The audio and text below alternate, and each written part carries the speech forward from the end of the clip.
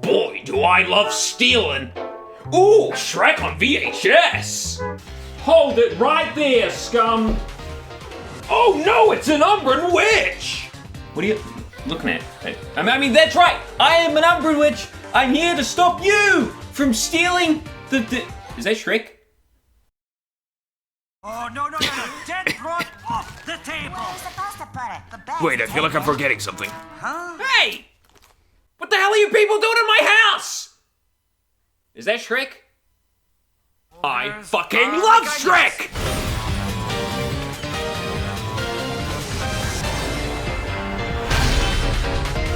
Living in the city.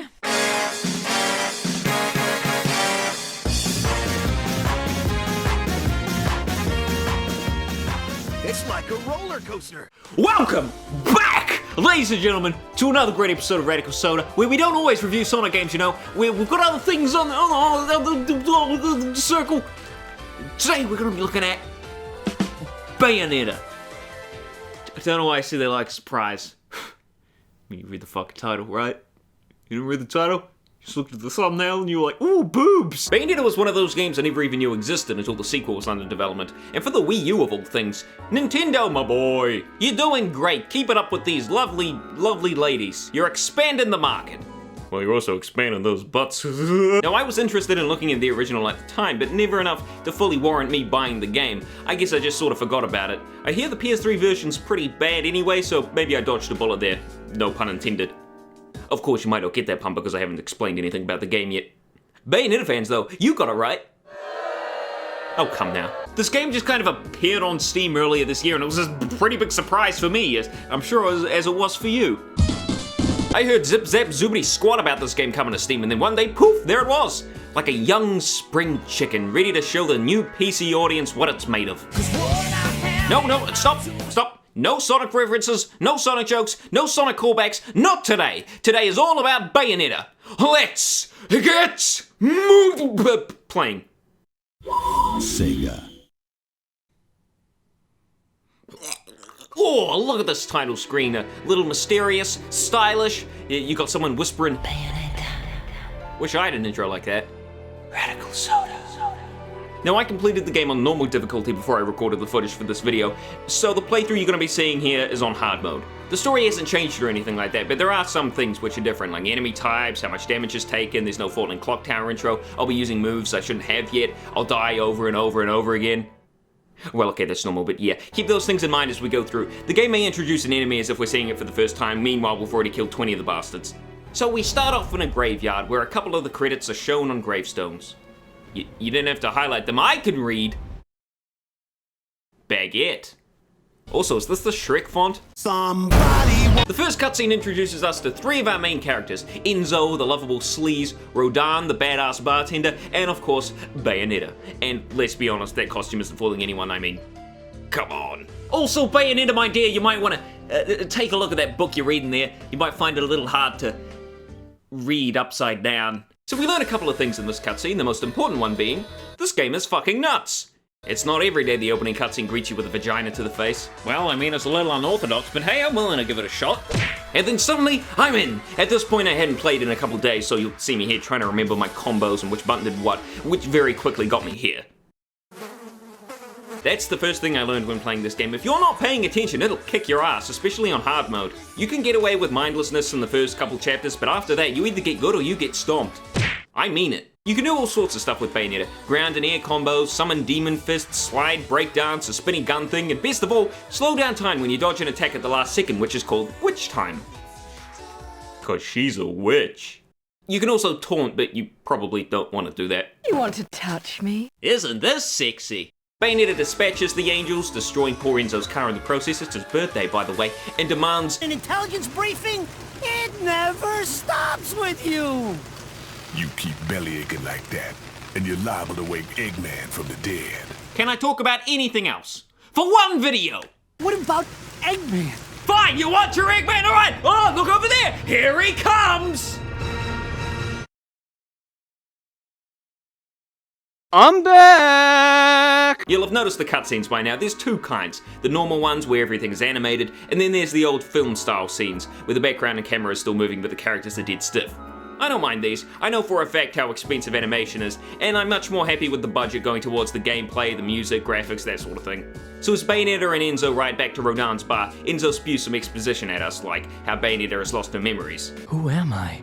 And why can't I remember anything? Stop! Turns out she has to keep sacrificing angels or else you can put her down for one dragage to hell. Dragage, is that a word?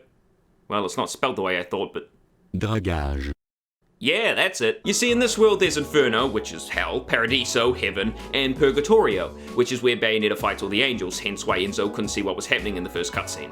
Come on, it's my freaking birthday! Oh, I freaking love him, he's so cute! Then, of course, as is common in these sorts of games, plane! Here we're introduced to Jeanne, another Umbran witch who Bayonetta remembers getting stabbed by for whatever reason, and we also learn about torture attacks.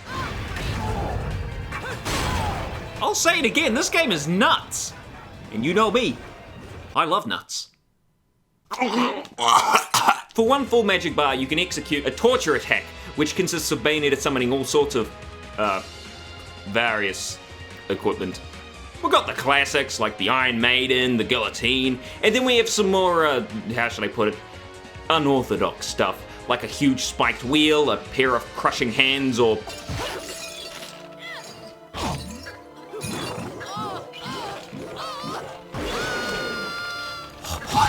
Jeanne flies away, and because they were fighting the angels in witch time, Bayonetta still has well enough time to throw Enzo to safety. One new set of guns and a stone award later, we're off to Vigrid, a not-so-real city in Europe, in the search of a seller selling a gem called the Eyes of the World. Aye, Europe, the sunshine, the architecture, the demons. What, did you forget about the demons? I've been to Europe, I know what it's like. I should probably explain the awards. You can think of them like the ranking system in Sonic. Your reward depends on how well you did in every fight throughout the level, or verse as they call it, your combo, how much damage you took, and how long it took you to finish.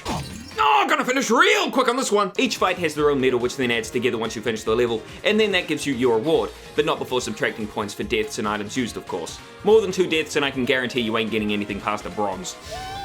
Also, they have characters on them that we haven't met yet, so that's not confusing at all. This was my total awards from the story. Pretty terrible, huh? And these aren't even from hard mode. These are my awards from hard mode. Man, it almost looks like I played the game stoned. Oh, I almost forgot about halos. When you defeat an enemy, it'll drop halos, which act as the currency. With them, you can buy techniques, items, weapons, accessories, and more at Rodin's bar. Yep. They sure are great. They don't remind me of anything at all. Nothing. Now back to chapter 1. What? We're still in chapter 1? So what happens in chapter 1, you ask? Well, aside from more death, we're introduced to Bayonetta's finishing moves, or climaxes. Bayonetta will summon a huge demon of some kind and it'll tear apart whatever's unfortunate enough to be nearby. There's a bunch of different demons and each of them have pretty neat designs. Dragon, centipede, spider, arms. One of these things is not like the others. Which one is different? Do you know? Speaking of tearing things apart, my poor controller's almost torn in half because of these climaxes.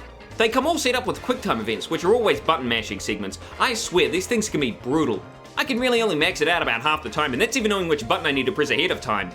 I've got more to say about these things, believe me, but I'll save that for when we fight Jeanne in another chapter. Oh look, it's Jeanne!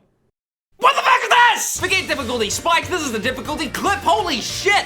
What kind of whack-ass crack were you smoking playing them games? First off, Jeanne's a motherfucking fighting machine. Doing a combo? She'll break that shit like she's breaking a goddamn candy cane. Her bullets? Who needs chip damage when you're hiding friggin' bazookas in your handguns? What the hell's that damage? And her magic meter? Ha! What's a magic meter? Take this fist! Again! Again!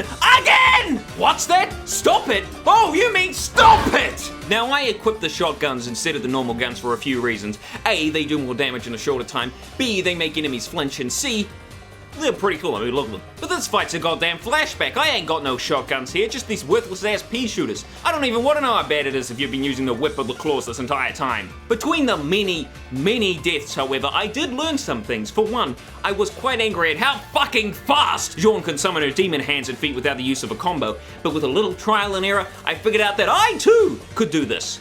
just uses up like 3 points of the magic meter. Of course, that doesn't stop Jeanne because she doesn't have one! Is it the game? Is it me? Am I really that bad? I need answers, everybody. I hit the bloody button 24 times in 3 seconds and I still lose. What is it?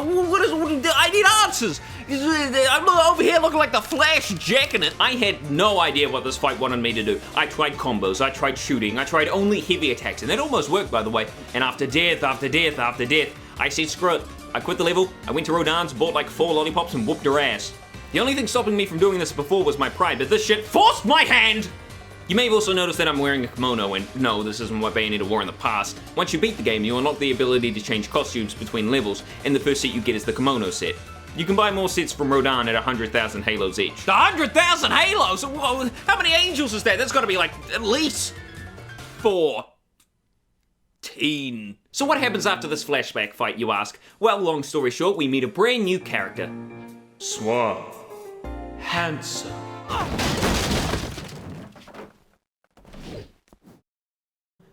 Luca. Turns out Luca, journalist extraordinaire, has been tracking Bayonetta for quite some time now, as 20 years earlier he witnessed his father's arms and legs get ripped from his body as she was awakened from some sort of slumber. I guess she was using the Force here? A true cry of terror, ladies and gentlemen. He can't actually see her when she's in Purgatorio, of course, instead sensing her by smelling her perfume, which he also gets wrong, by the way. But he also manages to sense angels as they appear, remarking he can smell the same smelly smell that smells the same day his father was murdered. Oh golly, what kind of crazy mystery does this plot hold? Tune in next time to find out. Can you see the sun is shining on? Luca's a brilliant character. He's always wearing that stupid scarf which doesn't suit his outfit at all, but it's his thing. Even when he's disguised himself, it's still prominently displayed. I mean, how else would we have known that this kid was him in his flashback? I mean, he could have been this diver guy who got his arms and legs ripped off. The animators had some fun with his scarf too. One of my favorite jokes is when Luca's chatting up a girl and flings it over his shoulder, only to have it slide back down. It's subtle, but it's hilarious to me for whatever reason. Later on, Bayonetta points a gun at a small child, has weird flashbacks about someone singing who sounds awfully similar to Bayonetta, and there's that same small child. Again, ooh, what sort of crazy mystery does this plot thread hold? Who is this small girl with black hair and glasses and red ribbons in her hair? Ooh, it's a mystery. We've also got a boss fight here. It's not too hard, but you still gotta pay attention.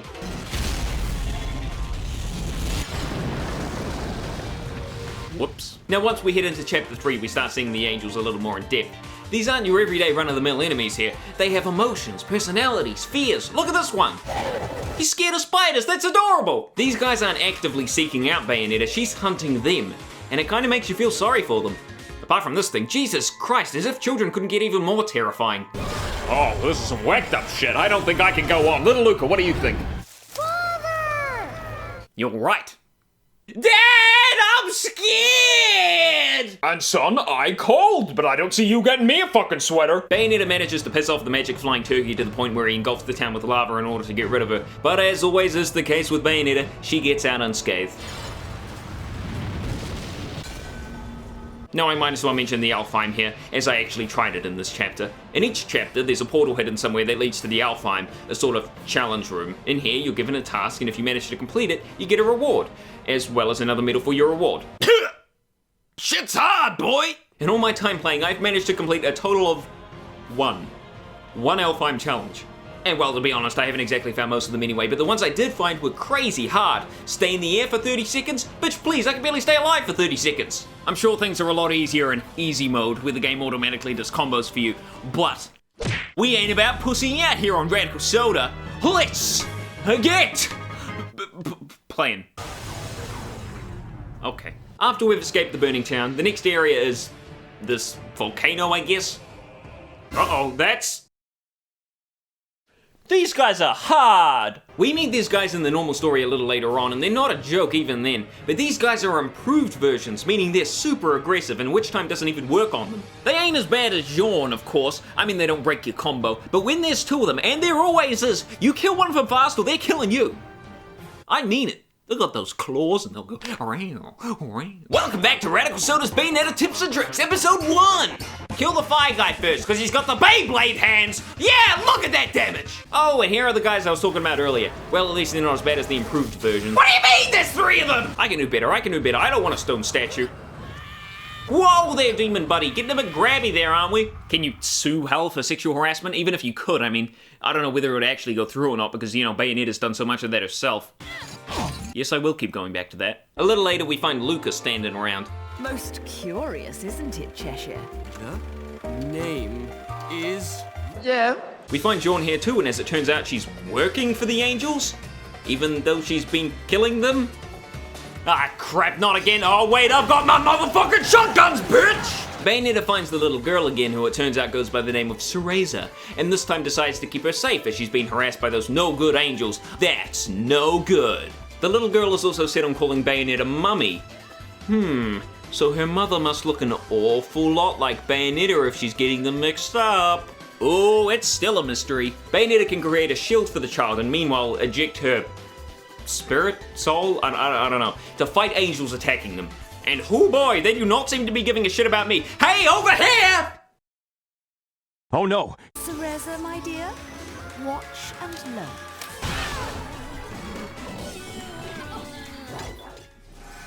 Look at this angel, look at him! He's fallen in love with the the child! This is what I love about the game. The humor is brilliant.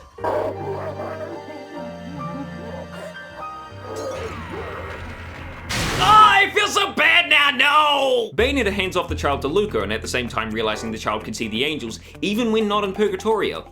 Oh gee, this is still a mystery. I don't have any idea where this could be going. Alright, I'm getting tired of this PE outfit. Let's try, ooh, Queen. Oh no, cool, 100,000 halos to get my video demonetized. If it wasn't demonetized already. Listen here, you great big goop. You and your sausage fingers can just jog on.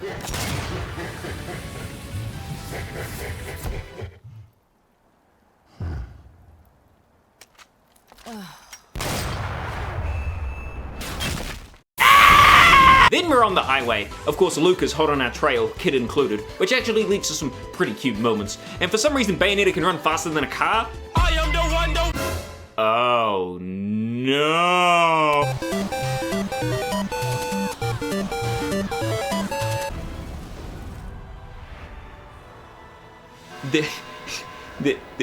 There's an angel shaped like a car. There's an angel car. That's it, I'm done. Time to go boom! Now we're going fast! This bit's fun, but the dodge sound effect gets a bit annoying after a while. Bayonetta is then transported to some sort of heavenly version of Vigrid, and I only mention this because the climax of the boss fight here is brilliant. A goddamn volleyball game, genius!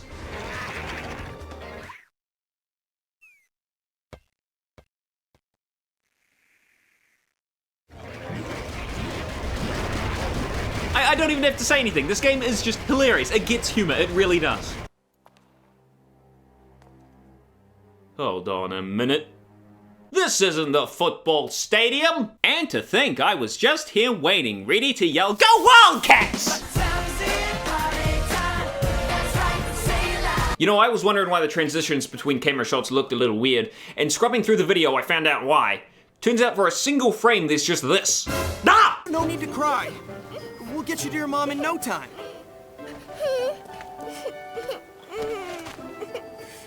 Here, I've got some candy if you want. Bayonetta summons demon hands, Luca summons candy. I would actually really love to see a Luca mod with a fists and feet of giant lollipops. Is that cat your friend? Yes, he is. His name is Cheshire. Oh my god, the acting in this scene is on par with Sonic Adventure. Did you bury the body? Yes, I did. His name was... His name is Cheshire. He's cute, isn't he? So Cereza calls her cat Cheshire, huh? Almost just like how Bayonetta calls Luca the same name. Ooh, it's still a mystery. Just who is this young child? Bayonetta rejoins them, of course, but not before taking out a few more angels, which the shotgun's absolutely demolished, by the way. Holy crap. After that, we're treated to this monstrosity. I've seen enough. After that, we get some more Bayonetta child bonding moments when it turns out the child owns an Umbran watch. Just like Bayonetta's. That could be anyone's watch. It's still a mystery. Now we're on a plane. Oh, hi, Jeanne. New motorbike I see. Ooh, nice. Screw you, Jeanne. I'm not fighting fair anymore. Take these motherfucking shotguns! Bayonetta then hears a strange man's voice in her head calling her his child. Actually, this has been happening throughout the whole story. I probably should have mentioned it. And here we meet another one of my favorite angels. He swims, he flips, he breaks physics. Seriously, what is he standing on here? He's terrified of spiders. It's Sapienta! After that absolute cakewalk, Bayonetta, Luca, and the kid are making their way to the island to finally get the eyes of the world. Yeah, remember that thing? The whole, reason the story is taking place? Oh, no. Okay, this scene's meant to have Bayonetta in her regular outfit, but this... Oh, those are some good ruffles. Oh, fuck me. And then they all died. Thus begins a missile flying segment with remixed music from Space Harrier, surprisingly. Actually, the whole game has a bunch of Easter eggs and references scattered in. Now back to the missile flying segment. Gee whiz, it's not hard, but the y-axis is inverted, and good God knows I hate that. And whenever you dodge, you do a spin, which after a while gets kind of... Again, the section isn't hard, but it would have been nice to be able to change some controls around. You can change around camera controls, but pretty much nothing else. It's very unfortunate because I play games with one finger resting on the bumpers and triggers, so holding the right bumper to lock on and then dodging with the right trigger is very hard to do effectively. I figured out a little later that pressing the jump button whilst locked on allows you to dodge, but again, I would have just preferred some customization options. When I played Nier Automata, I had a similar problem. Right bumper was shoot and right trigger was dodge, but most of the time you're needing to press both at once. But in that game, I could just switch my shoot button to the left bumper. Beautiful. It's not a huge problem as I don't use the lock-on very often, but using lock-on is the easiest way to use some moves instead of wasting time inputting double taps and that sort of thing. On a more interesting note, you can see Bayonetta on the missile here, right? Which means these angels are huge! Where have they been this entire time? Oh, camera switching. Let's see what we have here. It's a 2D section! That's it, Sega, that's it. That's the last fucking straw. So many things that we've been through. Can you feel it? After that, we meet Jeanne again, and she seems to be a little more unstable than before. Gah! She's all set to destroy the whole island we're standing on in order to stop Bayonetta, but Luca intervenes and steals the missile launcher control, I guess you could call it, but is seemingly blown up right there and then, leading into another fight. Oh boy, you know my gripes with the first boss fight with Jeanne? Well, now she's back and even more aggressive. She has new moves, the second most health in a boss in the entire game. Yeah, she's got more health than this fucking abomination! And even has multiple phases in different locations. Did I mention she was aggressive? I spent over 30 minutes fighting her, and I probably would have just rage quit if I hadn't been recording. It took me 30 minutes of trial and error to finally figure out how I was meant to beat her. You have to be in her face 100% of the time. Hit, dodge, hit, dodge. Sounds simple, but there's no other fight in the game similar to this. And unlike other instances when you're rewarded for quick time events, in this one you're punished. Every time. I don't even know if you can actually beat her here. I beat it once in the kicking quick time, but the punches? I even beat my record of 24 with a whopping 26. Yes, I know, very impressive, but even that wasn't enough. What makes it even more of a big middle finger to the player is if you just ignore the prompt and dodge the move instead, you're rewarded with witch time. Rewarded for missing a quick time event, what? Now that I know all this, I can probably beat her without taking any damage. Probably. Maybe. As Jeanne is dying, I guess, Bayonetta hands her the jewel from her witch watch. Ooh, say that 10 times fast. And Jeanne calls Bayonetta by the name Cereza. Cereza, huh? Just like... Damn it, it's still a mystery! Missiles, the ones that Jeanne set off before, land on the building, killing Jeanne and sending Bayonetta flying through another building's window, where Luca and Cereza are waiting. Turns out he survived the explosion thanks to him not trusting... Bitches. I mean... witches. He sensed something was going to go wrong and grappled to safety with Cereza. All of a sudden, Cereza runs through doors after she too heard that same man's voice from before in her head, calling him Daddy! Oh, so she's calling the man who was calling Bayonetta child this whole time Daddy. It's almost as if it's a mystery, ready to be solved. But not now though, we don't have enough clues yet. Thus begins the climb to the top of the tower, sporting angels with fun and not so fun sections. Come at me! And it all ends up with Bayonetta confronting her father, the Lumen Sage who was exiled so long ago. He's lured Bayonetta here, you know, the Eyes of the World and the such, but it turns out the Eyes of the World isn't a gem. It's the Lumen Sage himself and Bayonetta. And also Luca's father was killed by angels, Jeanne was being mind controlled, and then Luca's thrown out a window. Sorry, what? Also, Cereza is Bayonetta as a child. What are you serious? At this point, the story becomes plot twist, the game. Everything that was at least slightly obvious is now brought forward, with the most funny part being the mind control bit with Jeanne. It's just kind of brought up out of nowhere. The Lumen Sage then fuses with baby Bayonetta. Ugh, there really is no good way to say that. And a boss fight commences. This fight's pretty cool. He calls down lasers, has some wide telegraphed attacks, Jeanne, and he even starts killing your demons at one point. But Bayonetta gets the upper hand when she shoots him square in the face with a big red lipstick bullet? What is that? And sends Cereza back to her time, but not before Luca shows up, because of course he does. Turns out the Lumen Sage isn't quite dead yet though, and captures Bayonetta in order to use her as the left eye to awaken Jubileus, the creator. Probably should have mentioned that that's what the angels were trying to do this entire game. Well, here you go, it's happening now. But Jeanne isn't having any of that, because she's alive. Seriously, how many times are they gonna pretend characters are dead? Luca's already been presumed dead twice now, Cereza once, the Lumen Sage once, and Jeanne now too? Any more I should know about? Well, yes, actually. After Bayonetta's magic gem frees Jeanne from her mind control, don't ask at this point, I don't even know what's going on. She leaps aboard the Lumen Sage's building, which is turned into a rocket with a statue headed on the space with a, what? This is so weird. I thought I had something wrong, but no, that's actually the story. Yep, she leaps aboard the Lumen Sage's building, which is turned into a rocket with a statue on it headed to space with her motorbike. This game, man. She quickly saves Bayonetta, freeing her from Jubileus' eye, and then proceeds to die. Yeah, I'm sure she'll stay dead. Also, the Lumen Sage blows up the moon. Is that the moon? What is this, Bayonetta Adventure 2? My, oh my. No one can control Jubileus now. His power is too intense. I absolutely love this guy. He somehow sounds so full of emotion and devoid of it at the same time. So Jubileus is revived at half power, thanks to the Lumen Sage still trapped inside, and Bayonetta steps up to finally finish... Oh my. The final fight is really cool, obviously nowhere near as hard as Jeanne, but it's still quite challenging, at least on hard mode. I really like Jubileus' design too. Never thought I'd ever say I find God sexy, but here I am. She's pretty sexy, right? Like, it's not just me. There's a couple of different phases in this fight. None are super challenging, but you might get caught off guard here and there if you aren't paying attention. Whoa, chill out, buddy! As we near the end of the fight, Bayonetta summons the equivalent of Jubileus to Inferno, Queen Sheba, who has quite the summoning spell.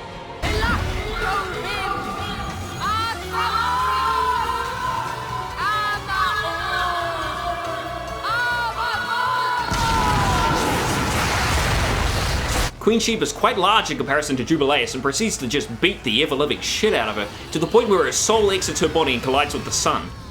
Or I mean, it would have if I hadn't messed up and hit a planet first.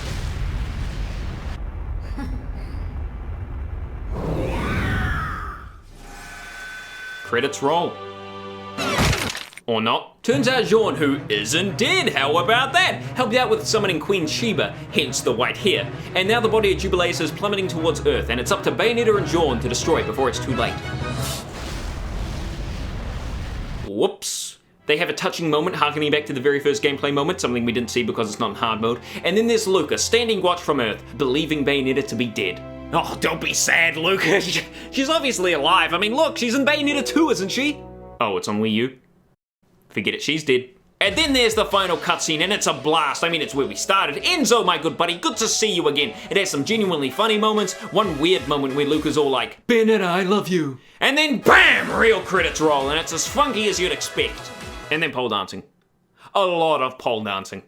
And that's just the story. And I mean, I've included a lot of other stuff so it doesn't get too monotonous, but I mean, like, there's so much more to talk about. First up is the music. Oh my goodness, the music. You got Riders of the Light, Mysterious Destiny, that other one, Fly Me to the Moon. Probably should remember that one first. It can turn cutscenes into cut movies. Okay, that didn't really make sense, but believe me when I tell you it's some of the best music I've heard in a video game ever.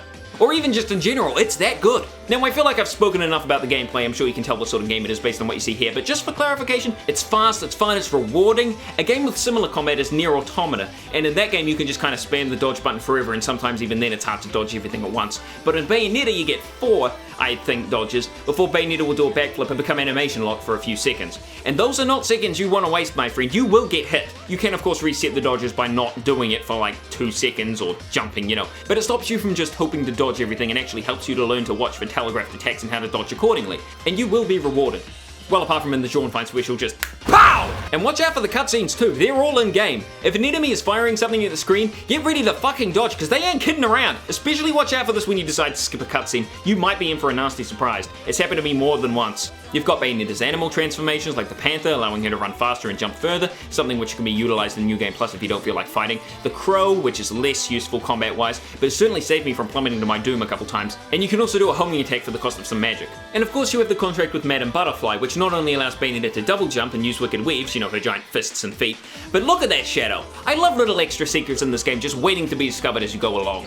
Speaking of extra stuff, I said I was playing on hard mode. Well, in order to get to hard mode, you must first beat normal mode. And trust me, you don't want to be skipping straight to hard mode on your first playthrough. And beating hard mode nets you with climax mode, where witch time is permanently turned off. I don't even want to know how long that'll take me. Maybe I'll do a Honey Bun episode or something. Not only does beating the game net you with more difficulty options, but also an artwork gallery, model viewers, new weapons, new costumes. You can even unlock new characters. This game is brimming with extra content, and even now I'm going through again and getting all the platinum medals, at least in normal mode. This game's got so much stuff in it that it'd just be paid DLC in games we see today. It's the perfect definition of what I'm looking for in a game nowadays. You got fun characters, great gameplay, lots of replayability, cool unlockables, and then you got, of course after that, you got the great humor on top of that. It's so great!